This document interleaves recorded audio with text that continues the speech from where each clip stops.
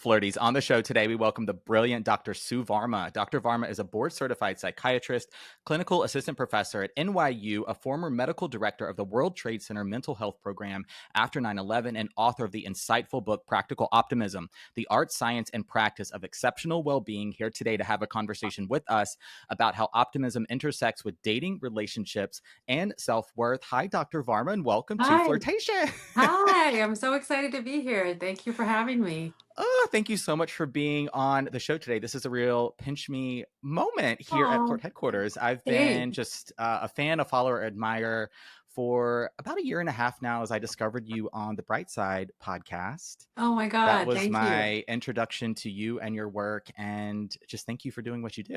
Oh my God, I love it. Thank you. And thank you for informing, entertaining, all of it, educating. I do what I can. I feel like the mustache does a lot of the heavy lifting for me. It helps. Does it have a name? Does it have its own personality? Oh my gosh, yes. Full name, first and last. Really? Yes, Leopold Bismarck. Oh, I love that. Yes. Very cool. Leopold Bismarck. I don't know. It just came to me. It felt very strong. Yes. And Yes. regal. And regal. Yes. Thank you for that, Yeah. Dr. Varma. All right. As we get into the conversation today, a lot of questions came through from the Flirties, of course, about dating and relationships as it relates to self-worth, self-love, how to stay hopeful out there. There's a lot of overwhelm, burnout, frustration, just how we can develop a more optimistic, positive mindset when we're out there dating, connecting, forming relationships, friendships, all of the above. But as we get to know you a little bit here at the top of the show, I thought it would be fun to ask you this question about purpose. In your book, Practical Optimism, you lay out 8 pillars of practical optimism, and one of those is purpose. And Yes. so I want to hear a little bit more about how you've kind of discovered your own purpose, maybe your why, and Mhm. just what that means to you. Yes, no, thank you. And so I think of the word like purpose sounds really big and it's got to be like grand or glamorous. Mm-hmm, I think there's a lot of misconception around that or that mm-hmm, other people have to understand it. And I think purpose can really just be very small in terms of like, what is my purpose today here in this conversation, for example, yeah. right? Like, what is it that I want to share? What is it that you want to share? What do we want the flirties to get out of it, right? Mm-hmm. So to me, it's about being intentional in any activity that you choose, And Okay. so for me, like I feel so driven by the work that I do that I don't even think of it as work. Like, yes, there is a hustle and there's a grind and there's like a rigor to it, but I love it so much. And Mm-hmm. like for me, this combination of like being intellectually curious about what makes people tick, right? Like, Mm-hmm. why do people do what they do? I've always been interested in human behavior. And Mm-hmm. then also, I'm like a nerd for the sciences. Like, I want to know, like, what's the evidence? So if I'm going to suggest something to someone, I'll say the science shows, the evidence shows, like if I'm talking to my patients, and they're like, why do you want me to do this? Or like, Yeah. I'm feeling depressed or I'm feeling anxious and you're asking me to exercise. Why would I do that? I can't even get out of bed, right? So Mm-hmm. I'll say the evidence shows something as little as 10 minutes a day, like a quick walk around your block, or 5,000 steps a day. Forget the 10,000. When it comes to mental health, a new study in the last few months, and this is true, showed that all we need is 5,000 steps a day. 5 to 7,000, that's the sweet spot for preventing depression, for preventing anxiety, Wow. for treating it, right? Mm-hmm. So I love science. I love like when you can show me the facts and how does this change the brain. And then I love helping people, right? So like all of this intellectual, curiosity is great, but what are you doing in service of others? So like every single day I feel called, I read something and I might share it, on Instagram, on social media, I might share it on the Today Show or CBS, wherever, so that I want people to, in 5 minutes, because that's all you get in live TV. So I love that we have longer, right? Like not even. Sometimes it's like when 5 minutes is a good day. Normally it might be Right. three and Right. a half minute segment, and I'm like, how am I supposed to distill 20 years of clinical science and research in 3.5 minutes? And right, and I'm Right. sharing that with the anchor, so I might get Mm-hmm. like 30-second sound bites. So I've gotten Mm-hmm. good with practice of sharing tidbits on what you can do today, right now. So that's what I'm hoping. That's what lights me up, and Ben, I really do think it's important in this day and age. I think we've become too self-involved, too self-absorbed in terms of like whether it's competing with other people, whether it's living up to societal expectations, that Mm-hmm. we've forgotten what makes us excited, So like I think that everyone should have something, whether it's paid or unpaid, Mm-hmm. as part of their purpose in life that gets them motivated out of bed. It could literally be like taking care of a pet, taking care of a Mm-hmm. plant, right? Like take care of Yeah. someone other than yourself, like take care of you but also think about you. Every single person listening has something unique talent about them. They're the best at whatever they do, whether it's like decorating a home, whether it's pottery, gardening, or maybe you haven't figured it out, Right. Latin Yeah. dancing. Figure it out, right? And then do it just for yourself. Like, and that is something that comes, I talk about mastery in this book, and flow, and like getting into your flow state, like 10 minutes a Mhm. day, spending something, even if it's like on Duolingo, to be like, I want to Yeah. brush up on something. But it's this idea of a flow state is when you're like good at something, but you're willing to commit to it regularly and getting better at it. And what I love Yes. about flow state is that when you're in the moment, your brain cannot be compatible with ruminating, right? So when you're focused on that Mm. activity, you have dopamine, you have norepinephrine, and really causes you to like focus on that activity. So to me, purpose can Yes. be big in life, like, what am I working towards? But it could also be, what am I doing today that is bringing me joy and joy to other people? So good already. This was one of the mindset shifts that you helped me make, where, like, to tie it to dating and relationships, I'll hear sometimes, well, you go on a first date and you just want to know, right, who is this person? You want to know everything about them. Like, are we going to be in a relationship? Are we going to get married? Are they the one? And when it comes to purpose, you're like, why am I here? What's the point? What am I doing with my life, kind of thing. And so you might like you can go from 0 to 100 so fast, but what Totally. about step 1? What about step 2? What about what Yes. you can do today? What Yes. about getting out of your head and just Yes. noticing, oh wow, there's a bird around me, oh wow, look how pretty that plant is, or something Yes. like that. Yes. Yeah. And I love that you brought up like that a million things come to our mind when like I understand like when you're dating, Yeah. like there's so much there, you're carrying, in every interaction with a new purpose, with a new Hmm. person, you're carrying like a suitcase with you. Like we carry our baggage, right? And Hmm. like we bring our baggage in a relationship, but we also bring our baggage sometime to the first meeting, because it's Yeah. like, yes, I'm only meeting you for the first time, but I've had X amount of years of expectations and letdown and disappointment, right? Yeah. And so we all have a history. And what practical optimism would say to people in dating is, approach each opportunity with fresh eyes and do Mm. what you need to do so that you can come to the table with fresh eyes. And that Okay. means like being well rested, before the date, Hmm. trying to shut off distraction so that you're not like responding to work emails right up until, the dinner, the coffee, whatever the meetup is, so that you're not dealing with all of the negativity and the baggage that is life, right? So like Yeah. that mindset of how do you approach a new person, a new Hmm. opportunity, and it could be a job Hmm. opportunity that you literally fill in the blank. It doesn't have to be a date. It Right. could be a job interview, right? Like imagine this is your like, either you're not getting call back or you're getting interviews and you're getting strung along and you're like, you've had it. So just think of Hmm. anything in life, because, this could be a much broader conversation, is how do we maintain excitement and enthusiasm and energy and vigor and openness when we've been hurt and disappointed in life in general, right? Yeah. So this approach of, starting with having a purpose and intention and clarity, right? That's the first pillar. Hmm. And there's 8 of them. The last one is about, it's called practicing healthy habits, but it really could just be, it's about the execution. So Hmm. anything you want, like you want to end up being happy in a relationship, right? Yeah. So that's the execution of it. And then all Hmm. of the things in between that come, along the way. Hmm. The next P is about processing your emotions. And that's a big one, right? Like when you're dating and you're hurt and you're feeling rejected and all of the negativity, the negative thoughts that can creep up in your mind, like, I'm not attractive enough, I'm not worthy enough, I'm too Yep. much, Yeah. that idea of not enough versus too Hmm. much. So Hmm. being able to manage your emotions, and the next one is problem solving. So really anything you want in life, this practical optimism puts you in an approach of, the optimism is keeping an open mind that good is possible. Really, that's what it comes down to. That is the definition of optimism, is believing Okay. that good things are possible, right? So let's just start there. If someone is struggling and they're like, I don't know, or I used to believe good things are possible, but clearly not, because it hasn't Right. worked out for me, right? So Right.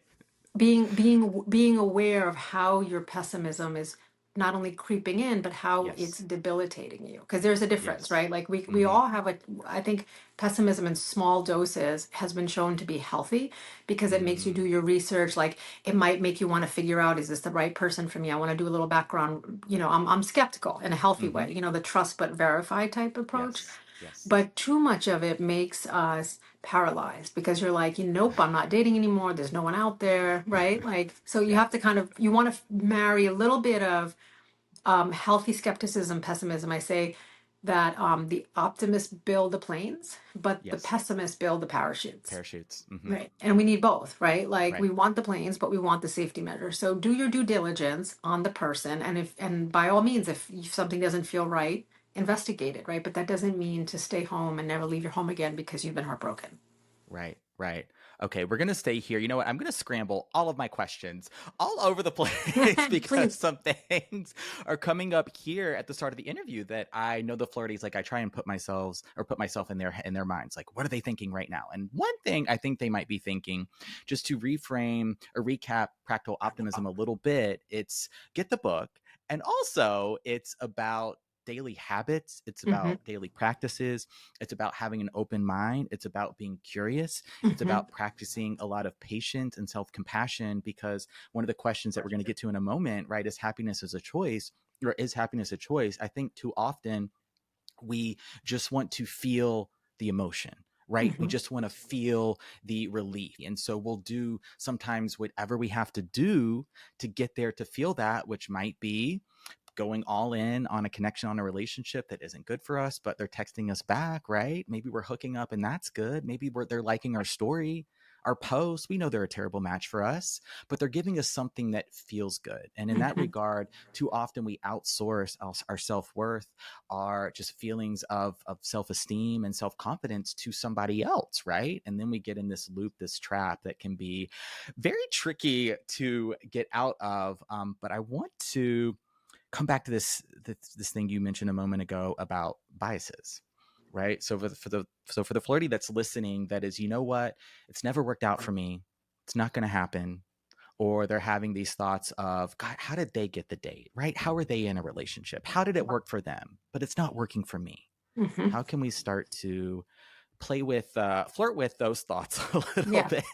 Yes. So, one thing I would say is like be very careful when you're comparing yourself to someone, right? Because Mm, like I'm all about having good, positive, healthy role models, right? mm-hmm, But in my mind, the question wouldn't be how is it that they're getting it and how am I not getting it? I would wow, say if this person is a true, good, healthy role model. So think of like maybe it's your parents, maybe it's an aunt or uncle, maybe it's a neighbor, maybe it's an older sister, maybe it's someone you know who's been married for a long time or in a happy, committed relationship. The mm-hmm, question in my mind could be rephrased to say, I'm so happy that this person has this. This person is the example of what I want. How can I also get this? So it's a subtle shift in the way that you phrase the question. okay, Rather than say, how come I can't have this? You've already made an assumption that you can't have it. Why are you assuming you can't have it?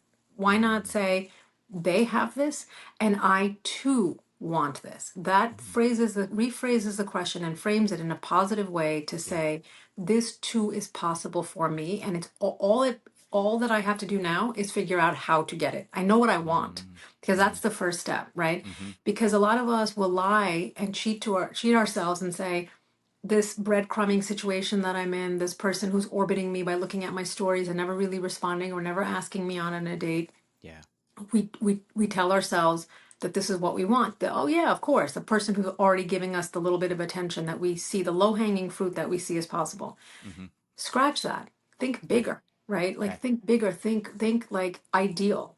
What is the best case scenario? What is your dream person? I have a yeah, patient that I was working with, and she's in a relationship that doesn't really serve her, but it's available to her. It's someone who really has a lot of work still, that they need to do, but they're not willing to do. They're not ready to do things that they yeah, need to work on. They have identified areas of problem in their life, stresses, substance abuse, a lot, but they're just like, I know what I need to do, and I'll do it someday.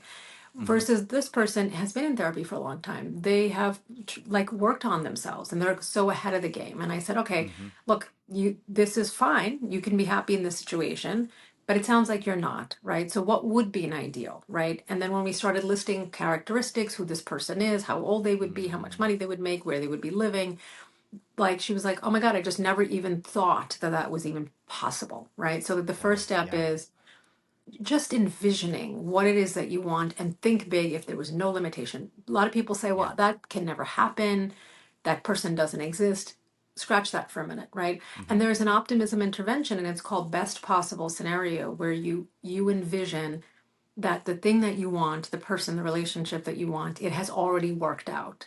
Mm, And then you work backwards and you embrace the positive feelings that come with having yeah. arrived, at what you Yes. want. So I think a lot of people Yes. get trapped because they don't allow themselves to think really big, really grand.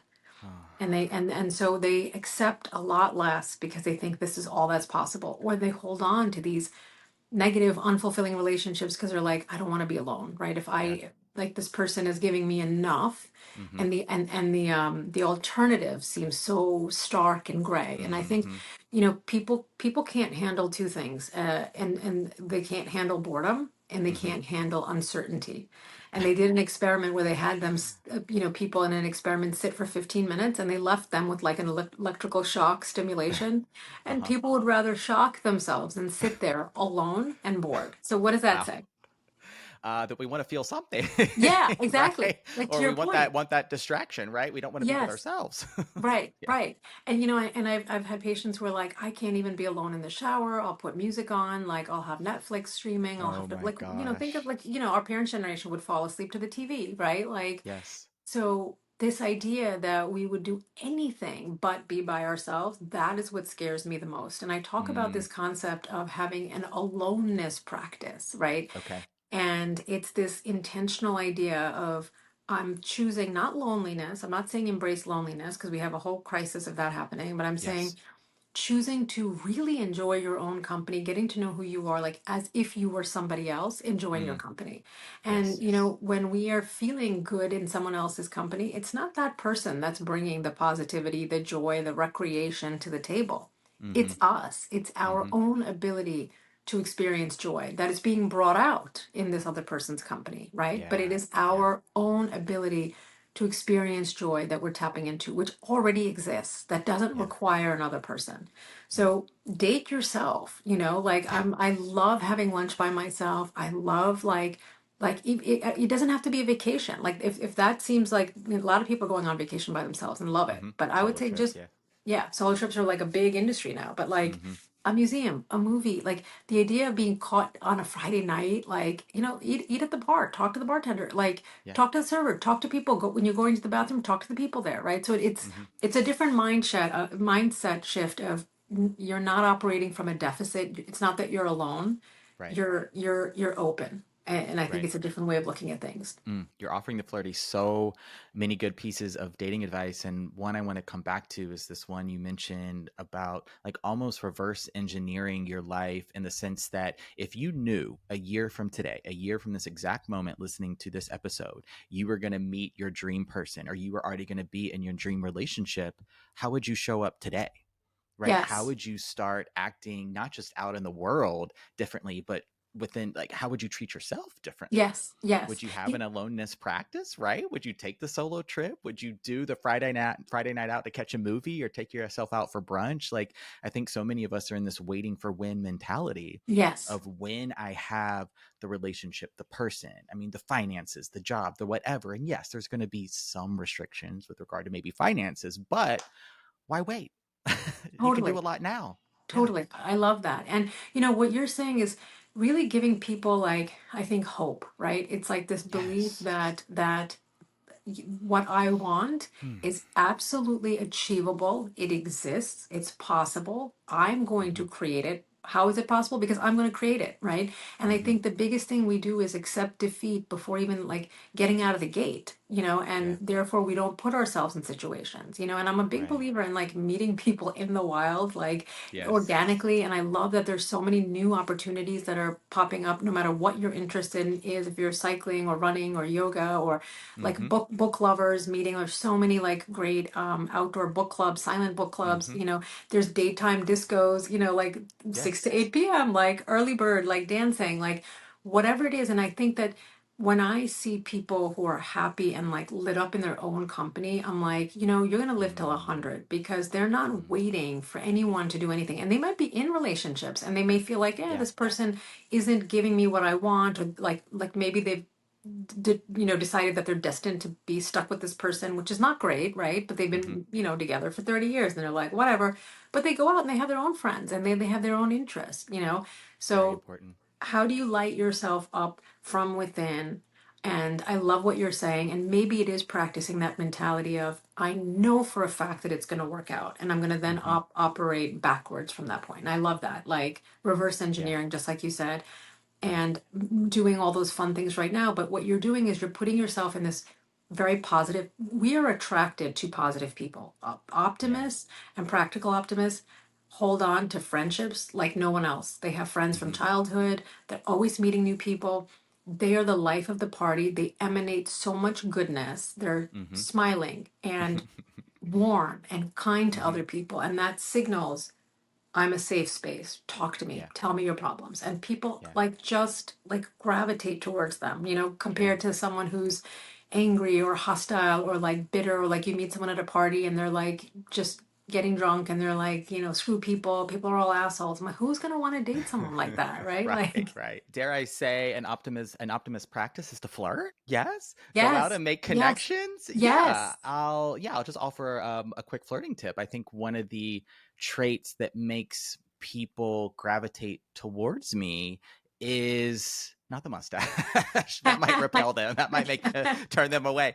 But it's this trait of agreeableness. I wouldn't really yes, describe it as likability or yes, charisma or that I'm super funny or anything like that. I can be, but it's really like I tend to be pretty easy to get along with. I ask questions, I'm curious, I show interest as if I want to get to know you because I truly do, whether it's in the moment, whether it's a long-standing connection, friendship, relationship. Like I just try and be overall pretty agreeable. yes. Not that I'm gonna, always agree with someone if there's a difference of opinion or belief or value or something like that. Of course, like I'm not gonna be friends with everybody, but that's one of the things that is really just I feel like beneficial and helps me be optimistic. Is having just less judgment, less criticism, and I just love more that. curiosity. 100%. And I'm so glad you said that because I actually read a paper the other day that was talking about, the big five traits like agreeableness, conscientious, extroversion, Yes. openness, and then neuroticism. And they said that people who are open, who are agreeable, who are extroverted, and conscientious all were more optimistic. So, like, all of Hmm. these traits were associated with optimism, but also, Hmm. like you said, like likable, and it's sort of Yeah. like this self-fulfilling prophecy that if you expect others to be nice and likable, they will Hmm. be, right? Hmm. Because you as a result are putting your best foot forward because you're expecting, and they did a study where like in a classroom a student was told like everyone is going to be nice to you. And so they went into Hmm. this with this expectation. They ended up making more friends because they're like, oh, they're going to be nice to Ah, me. They are nice people. Oh, I'm going to be nice too. Versus being told they're hostile, they hate you. Nothing had changed in the two classrooms. right. Everybody was exactly the same. But when you go in with that idea, so you are putting forth the energy whether or not you realize it that you want to receive Yes. on the other end. and Yes. and I felt that we've never met in this face to face before, Hmm. and Hmm. like I think there's this expression of like charm and disarm when you make someone Mm, feel at ease and you make yeah. them feel safe and seen. Hmm. So I feel I can sense that in people really quickly, and I sense that in you, and I think it's such an Hmm. amazing trait to have, that you make people feel comfortable and at ease immediately. Oh, good. Well, thank you. Yeah, that's what I hope for. It makes, I think, for just better conversations, not just on flirtations, but in like Yes, out in the world as well, just with friends, totally, like whoever. When totally. people feel like there's just an element of trust there Yes, yes, already, yes, I think yes. that really helps. And I think, like, when you were talking about like when a person approaches a date, and is this going to work out? Is this person going to be my life partner? I think that Yeah. that stepping back and just saying, I'm going to have fun, right? And that's Yeah. all. And whether or Hmm. not this leads to anything, I will have made potentially maybe a new friend, right? And if Sure. anything, and a new connection. And I always look at every interaction that we all have something to learn from one another, and it doesn't matter who Hmm. the person is. Somebody Hmm. like I know a lot of people some people I know make fun of me, like if I'm in a car and if I, like, let's say if I'm in an Uber or a Lyft, if I have time, Hmm. I will talk to the person driving me. And I remember like Yeah. someone making fun of me. They're like, who does that? Like I specifically choose the silent option so no one talks to Oh me, my you God. know? Yeah. And this world in which we walk around with headphones on, Ugh. it basically says, do not disturb, don't talk to Hmm. me. Hmm. And then people wonder why am I not meeting anyone? Why do I feel so lonely? And I'm like, something as simple as removing earbuds says, Hmm. I'm open to conversation. If you're standing at the Yeah. elevator, let's say you move to a new city and you're standing at the elevator, Hmm. do you have a do not disturb sign on? You know, and a lot of us do that to protect ourselves because we don't want to be Absolutely. rejected. And so we Yeah. basically say, I'm not available. Yeah. And then you shut your world, you know, you shut Hmm. your opportunity for learning. You never know, the person at the elevator might be like, oh, well, my son is coming to visit from out of town, you know, like, and Hmm. he's your age and I'd be happy to introduce him to you, you know, that type of thing. Yeah, yes, exactly. That's yeah. I've talked about like the headphone, right? Like the head down sort of culture we have, always looking at our phone, sort of thing. This do not disturb sign. I've never heard it phrased in that way before, but it's so true. And I think yes, let's ask this question now. I think it ties in nicely where you also open your book talking about unprecedented times call for unprecedented coping skills.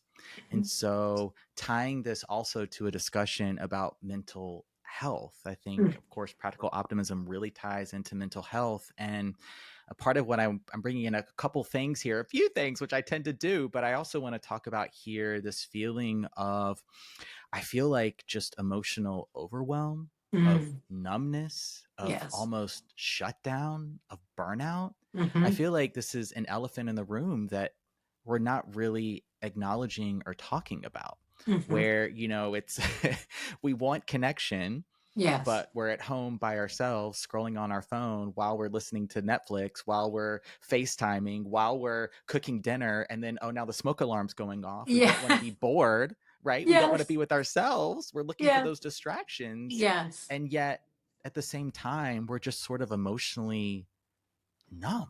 Yes, yes. Yeah. I mean, it's understandable on one level why we're numb because, you know, numbness in some ways can be a defense mechanism to Yeah. being overwhelmed and to being, you know, traumatized on some level. Mm. Like, you know, and Yeah. I use there's trauma, the big T, you know, of like life-threatening things, and then there's little t, like all the daily grievances. And just turning Yeah. on the news, it feels like an assault. It's like, oh my God, how many more people died today and in what part of the world and how is this okay? And it's hard for us to see like mass violence on this level and Yeah. nobody doing anything about it. You know, because when we were kids, we were told like, you know, the people in charge will take care of everything. And you're like, Mm-hmm. no, they're the ones creating the problems. How is this possible? Right. So I Yeah. think it's really hard to be exposed on a daily level to the number. We were never meant to be this in touch with reality. I Like, agree. right, like people were living in their little worlds and their little communities, and news may trickle and infiltrate at some point, but not at the high speed. You know, you open your phone and you know what's going on in every nook and cranny. Everyone has a phone now. It doesn't matter what remote, Yes. small part of the world you're in, you Yeah. are now connected and it's televised. All of the egregious things that are happening. So Mm-hmm. we're exposed to more things in real time, and we feel as a result more helpless than we ever have. And Mm. how do you deal with this? So I'm just thinking that a lot of the things, a feeling of desensitization, lack of empathy, right? Like it's compassion Oh my fatigue on some gosh. level. Yeah. You feel Yeah. so much and but you can't, but you can do so little. And Yeah. so you know, I would say really look at your monitoring your screen time and asking yourself, what are the news sources? You know, very quickly your Instagram algorithm will feed you what you're doing. Like trying Absolutely. to do, I'm in the middle of like a kitchen renovation in the very beginning of it. Like actually, the next thing I know, I'm getting a 500 remodeling Cabinets, design. Yeah, counters, yes, yeah, backsplashes, yes, exactly, exactly. appliances. Totally. And I'm like, what happened? You know, so it's like, it's funny within 10 minutes, like first it was perimenopause and losing belly fat. Like literally, it's funny, Yeah. like within it figures out Your what you whole world want. is different. Yes. Yeah, exactly. I'm like, how did I like my Oh feed my is so gosh. different. So think about your feed. What are you feeding your mind? You know, because Mm-hmm. this is you're ingesting content the Mm-hmm. same way. Like if I like we're so careful about microplastics in the bottles and you know what are we drinking? Yeah. What are we eating? Yeah. This is another form of consumption and ingestion, Mm-hmm. and our brain can't separate sometimes what's on TV from or what's on our screen from reality. So Mm-hmm. when we're viewing it, it's as if it's happening near us, even if we're not, even if we know intellectually, like this is thousands of miles away, but it feels Yeah. like it's close to home. Yeah. So think about that why are you, if you are numbing out and you are using dating as a distraction or like putting up with nonsense, Mm-hmm. are you trying to escape in some ways, right? So get to Mm-hmm. the root of it and say, am I using these dating situations that with people that I don't like or that don't like me, but I'm just hanging on because I'm Mm-hmm. trying to avoid reality? And so then say to yourself, let me look at my inputs Mm-hmm. and what can I do to create more oasis moments? So, this idea of finding 1 or 2 minutes, 5 minutes, 10 minutes, screen free, Oh, and, creating a little Zen den in your home, throwing a yeah. pillow on the floor, deep breathing, shutting out the world, but in a healthy way, In a healthy way.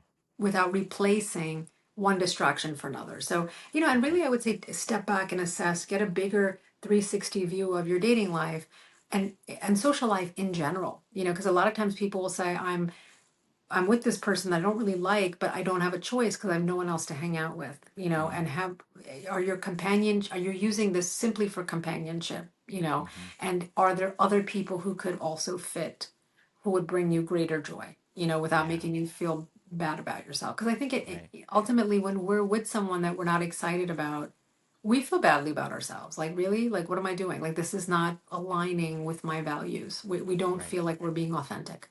Right. Yeah, that's so good. These oasis moments. That's a very, yeah, interesting concept. Just giving yourself those many micro moments, going back to practical optimism, those daily practices in Yes. the moment that you can go to. Because I got a lot of questions here from the flirties, tying it to dating, of course, about burnout and overwhelm and just dating fatigue. A few Yes. flirties mentioned feeling defeated, right? Yes. Hopeless, giving up.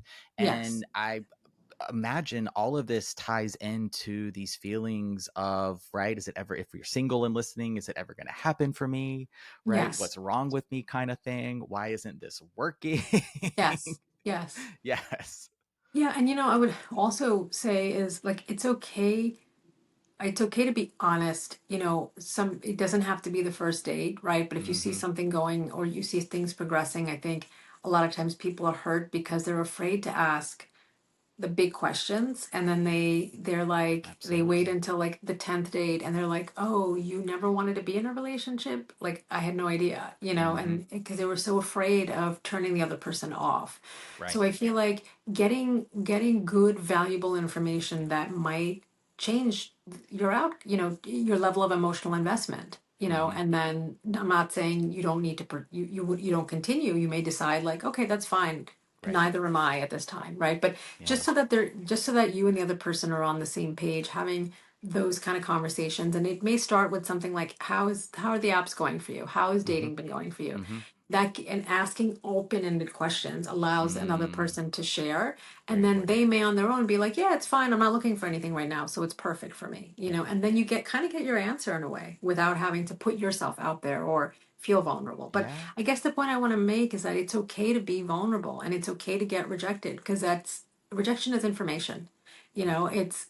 Information of, are we compatible? Do you Mm-hmm. like me? What are you looking for? Is this truly a match? And I think Mm-hmm. going back to childhood, I think a lot of people are also disappointed because they saw their parents' relationship not work out, Yeah. and their parents needed to be in therapy and would never go, and never went. And so Right. they're like, I don't want to repeat the nonsense or, so, it does go back to, our childhood in some cases, why we Definitely. can't show up for other people. Yeah. So many good pieces of wisdom. Yeah. Ask the questions sooner rather than later, of course. I mean, this is how, and it's weird. Like, there's always trends I pay attention to on social media. And now lately, there's this real pushback against the word situationships Hmm. and having, wanting those to be reframed as actual, relationships in the same sense and with the same kind of gravitas and importance as the relationship that has the commitment where you're, Hmm. boyfriend, girlfriend, boyfriend, boyfriend, whatever, right? You're in that partnership.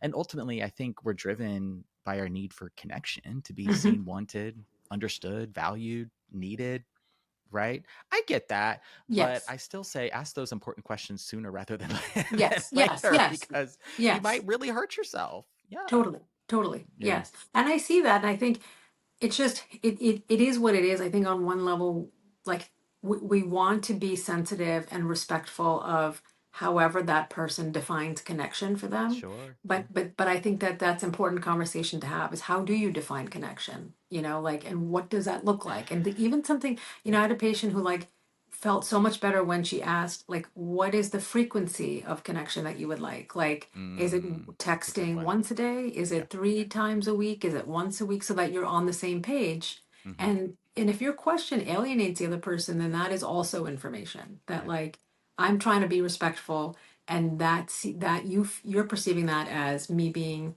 you know, Yeah. too much. Absolutely. I mean, at the very least, like as much as dating coaches say, and I say, right, don't have expectations as a yoga teacher, don't have expectations, but also they are realistic that Yeah. you will have expectations, but it's about voicing those expectations. I love that around could be texting frequency, right? Mhm. Connection frequency. If you Mhm. can at least come into some alignment around expectations of what you're both looking for, it doesn't mean one person is, or anyone is always forthcoming with the truth, but you can at Yes. least come into alignment around expectations. And then now we start to at least read the same book, come close to reading the same chapter, perhaps. Yes.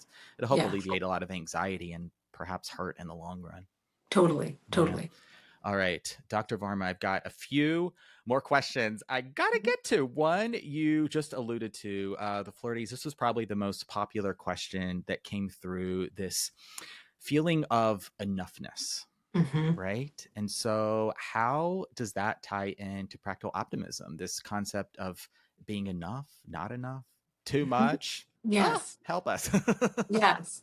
So, one of the pillars in this is called pride, and it's really about self-compassion. And I think, Mm, when we were growing up, we were told that like self-esteem really matters. And the problem that I have with self-esteem is that it really relies on what's going on in your life. And if things are going positive, okay. then your self-esteem is doing well, right? Like you won an award, you got the job promotion, you had some big thing, self-esteem will be up. And if it doesn't, self-esteem crashes. And I don't like Yeah. that. I don't ever want how I feel about myself to be tied to something extrinsic.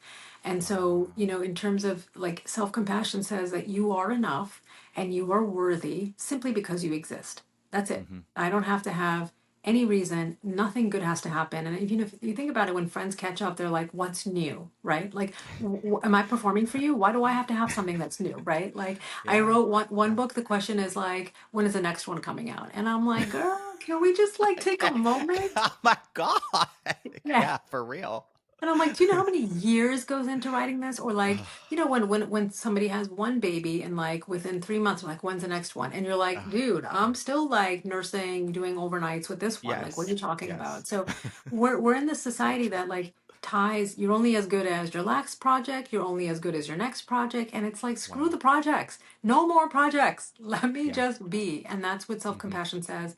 And it says, like, and this is from the work of Kristen Neff, and I love her work on self-compassion. And there's three things. There's like acceptance, mindfulness of what the problem is. Like, let's say you screw up at work, right? Like, Hmm.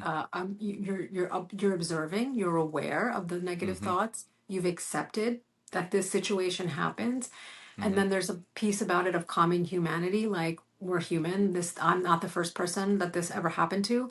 And then Yeah. I've added a fourth one, which is like action. Like, if you start Okay. becoming enveloped by shame, which is what happens to a lot of people, like, then that says I am bad, as opposed to guilt, which is I did something bad, right? Like, guilt Mm, focuses on a very specific behavior. Did something bad happen? Were you hmm. responsible for it? Take responsibility and change it. And then that's done Right. with. Versus shame internalizes that feeling of I'm not Mm, enough, I'm not worthy. So ask yeah. yourself, what happened, right? Did you mess up somewhere? And is it actionable? And can you change it? Okay.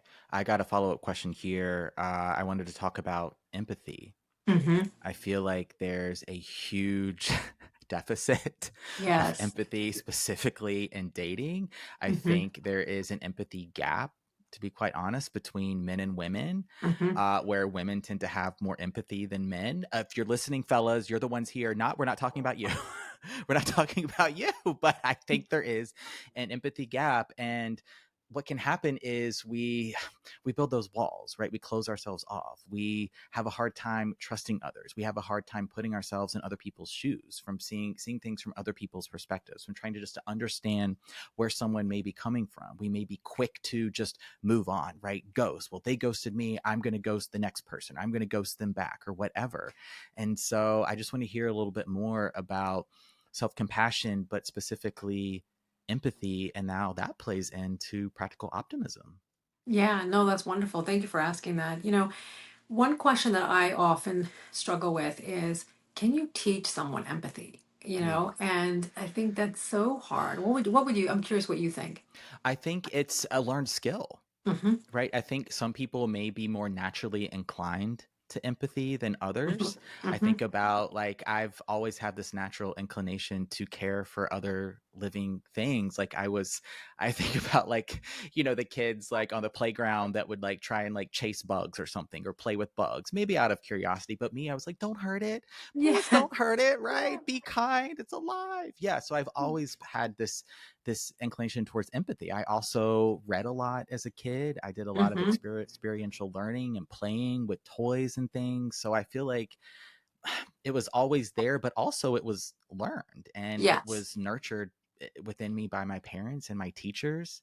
Hmm. So, Yeah. It's interesting, like the what you mentioned, reading fiction, like literary fiction, is mhm, supposed to be so helpful because there's this yeah. concept of theory of the mind is Hmm. what is, and this is something that like we should do with our kids earlier on, is like, how do you think? So, you're reading a book and Johnny's getting bullied. How is Johnny feeling getting bullied right now? What does that Yeah. feel like, right? And can Yeah. you relate to that? And I think, Yeah. there are going to be some people who are going to, as adults, really have difficulty displaying empathy because Hmm. they just, the world centers around them. You see this a lot in narcissists, right? Yeah. Like they Yeah. lack it, they lack remorse, and you'll know it very early on. Like someone who doesn't take responsibility, let's say that they stood you up or made you wait 30 minutes, or Hmm. had planned a date and either didn't show up or canceled at the last minute. And it's, in my mind, it's not necessarily that first bad thing that happens. It's how Hmm. does that person explain it,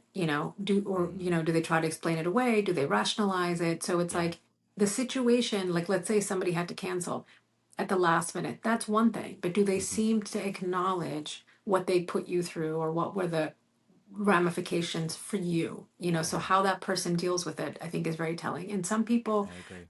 you may not be able to teach empathy, and then what do you do, right? So that's really, really tricky, but I do think that it can grow. I think when two people care about one another, and if you were to explain, because I do a lot of couples therapy in my Hmm. practice, and I'll see that even though it seems as if, let's say, the male partner can't get what she's feeling, I can see Mm. that when she's crying or when she seems very upset, I can visually see he is very distraught by that. And that to me is Yeah. a good sign, because it's Yeah. like it says, I'm so sorry. I had no idea you were struggling or you're suffering. What do I need to do to make this better? And there are people, if they're lacking that, then it's sort of like that's also information. Like it's very hard to be with someone long term who lacks empathy, because it's not just for you, it's for other people. And Yeah. they don't have the remorse, they don't have that guilt. Like if we're talking on, I have this sort of joke in my head, which is the people who are neurotic, they drive themselves crazy. They're like, oh my God, like with the guilt and the Yes. shame, and right, versus sociopaths, they drive everyone else crazy because Oh, yes. nothing is ever their fault. They're always externalizing. They don't take responsibility. They blame other people for anything that bad Yeah. that's happened. And that's very hard in a relationship. If the person that you're with will never take responsibility, will never, like, it's gaslighting, right? They're Yes. blaming you. It's all your fault. That's hard. Like, and sometimes it comes along with certain mental health challenges. Like I see this a lot, like in ADD, for example, like many of the Hmm. patients, like they're so used to being blamed because as kids they would always forget their homework, their notebook, their Right. backpack, like their parent Right. bought them, like an Apple Watch. The next day it's missing, they left it on the school bus or whatever it is. So they're Yeah. used to their whole life feeling less than, so their tendency may be to be defensive, so Hmm. you see certain disorders where somebody's like, I'm tired of being blamed and made to feel less than, and so blaming another person or making excuses or defensiveness is part of it, and it's Hmm. understandable. Then you have to sort of coach the other people in the family to be like, and then you have to coach that person to be like, listen, all of this nonsense back and forth argument would stop Yeah. if you could just say, I'm sorry. Like Mm, sometimes it's that simple. So you can teach, you can train, but mhm. I would say starting very early is really important. Yeah, I love that mental health is coming back into the conversation. And I think some of the flirties might be thinking, well, I'm not here, right? I want a partner, not a project, right? This isn't Build a Bear. I'm not here to fix anybody. And Yes. that's not what we're saying. But it's to practice empathy means like you're not always gonna understand one another completely and fully. Like you're not always Hmm. gonna see eye to eye. And so you at least start to develop some understanding about one another, where each person is coming from, Hmm. like the maybe the origin story of those thoughts, feelings kind of thing. Yeah. Totally. And so that's ultimately, as we were talking about shame throughout this conversation, how we can, if you're feeling ashamed or the other person's feeling ashamed, how we can start to lift the veil, the blanket on some of those not so great feelings, right? And just create connection, because Yes. that's what we want. Yes, and to say to yourself, like, you may not have been in that specific situation. Like, if somebody was like, this happened to me at work today, and I'm Yeah. sharing it with you because you're my partner, and you're not giving me any feedback. And if that person were to be like, well, I don't know, because I can't really relate to that. I've never been in that Yes. situation. It's like, forget Yeah. the situation. The feeling that I'm alluding to is, let's say I was embarrassed at work today. Have you ever Yeah. been embarrassed in your life, right? Like, because I Yes. think a lot of people who lack empathy, they'll say, they're lazy, right? They're just like, Mm-hmm. I don't know what that feels like, or they don't Mm-hmm. want to have to tap into their own Wow. strongly charged negative emotions, because empathy Yeah. requires you to tap into something and to Mm-hmm. feel, right? And so if Mm-hmm. you're running away from feeling anything, you're like, no, no, no, I don't do empathy because I don't want to feel, right? Right. So ask yourself, is there something missing intellectually? Because maybe Yes. you haven't been in my situation, right? But you've been in a similar one. So put yourself in a position of anything that reminds you Yeah. vaguely. Come on, right? So it requires you to not be emotionally lazy. Yeah. So good. I'm going to squeeze in just one final question. Dr. Varma, I alluded to it in the beginning. We're going to come full circle to this line we've all heard, right? Is happiness a choice? This question we've all heard. We're going to end there. What do you think? So I think happiness is a habit, and happiness Yes. is a practice. It's Yes. and so a choice, in the sense, the choice is only the first step, right? Like you Mm, choosing, like if I say I'm choosing to be a healthier person, that's amazing, right? But am I backing that choice up with action? And that's what practical optimism is that it's the mm, practice of optimism. It's the mm, practice of hope that requires work. And some days it's a mhm, 5 minute practice, some days it's longer, but it's like mhm. learning how to ride a bike or learning a new skill, a language, a sport, where you Yeah. practice. And even though I wrote the book on it, I still have to practice it every single day. Every single Yeah. day. I went to my own therapy. I highly recommend it. Cognitive behavioral therapy, and it really helped me change the way that I think. And I look at it as, when it's raining, I don't go out in the rain because I've somehow perfected, I don't walk around with like, like an umbrella and a raincoat. No, I take out my Right. raincoat, I take out my jacket. I say the weather's not good. How do I better prepare for it? So it's in the same way, Wow. I would say happiness is achievable. Think about all the things that might be interfering with it, right? If you do have an anxiety, if you disorder, depression, if you have mental health challenges, do something about Mhm. it, right? Get therapy, get help. And it may not even be as daunting as you're perceiving it to be, right? Like if you have Yeah. health insurance, turn the back of the card. If you're lucky enough, if you have a job that has an employee assistance program, maybe there's a walk-in clinic at the local university that does sliding scale. Like there's a million Mhm. different ways. BetterHelp, Talkspace, all of these virtual platforms. I'm not recommending anyone in particular, but they exist. Mhm. Do your research, do Mhm. your due diligence. Some therapists, are better trained than others, and Yeah. but the point is, help exists. So happiness is a choice, but then follow it up by making it a practice and saying, what am I doing? And in the last chapter in the book, Practicing Healthy Habits, I share something called the 4 M's of mental health. And for me, Okay. those are my 4 science-backed habits and ways that I practice happiness and joy in my life every day. And I Okay. recommend it to all my patients. And it's movement, mindfulness, mastery, and meaningful engagement. So these are four Wow. things I encourage people to look at. But movement is any form of exercise, and mastery is doing the thing, cultivating Mm. a hobby that is just for you, the flow state that we were talking about. And the meaningful engagement is going deep. So I'm a big believer in micro connections, so like the elevator conversation, the water Yes. coolers, but then Yes. going deep and sharing and being vulnerable. So I Ugh. encourage people to look at this entire arc. It's a program, it's not a book, Hmm. it's a program, and it's a way Hmm. of life and a philosophy.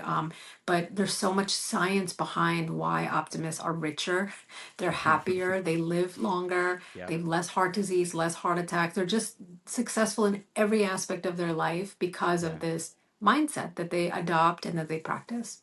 Wow.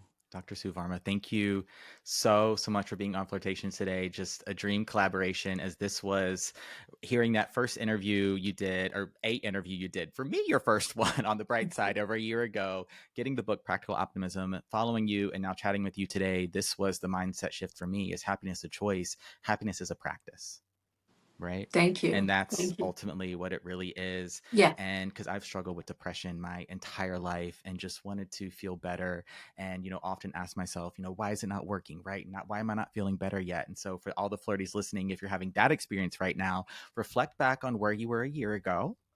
I bet you have made significant strides. I bet Yeah. you have prioritized daily habits and practices that have gotten you to where you are today.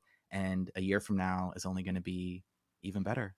Totally. I love Yeah. it. Thank you. Thank you so much. What a great Yeah. conversation. This has been, I'm going to send all the flirties your way. Just the final thing here: website, Instagram, socials, book. Yes, plug it all. Of course, I'll have all the links in the show notes below as well.